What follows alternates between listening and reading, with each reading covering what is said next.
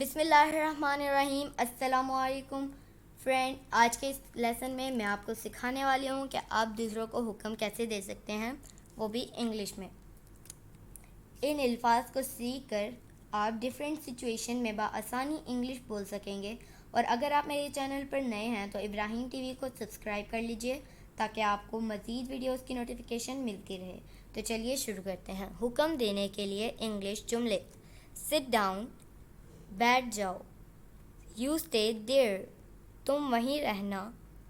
Keep to the right, दाईं हाथ चलो। कीप द फायर ऑन, आग बुझने ना देना। डोंट गो देयर, वहाँ मत जाओ। बी पंक्चुअल, पंक्चुअल, वक्त की पाबंदी करो। कीप पेस विद मी, मेरे साथ कदम मिला कर चलो। लीव इट, छोड़ो इसे। Don't beat about the bush, इधर उधर की बातें मत करो।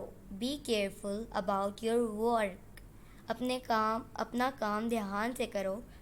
गिव अप बैड हैबिट्स, बुरी आदतें छोड़ दो।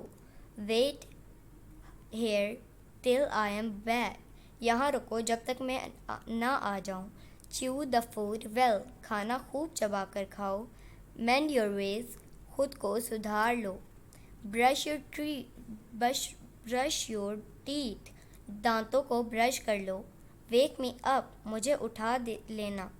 डोंट बी सिली, बेवकूफ़ मत बनो। Take care of the kid, बच्चे का ध्यान रखना।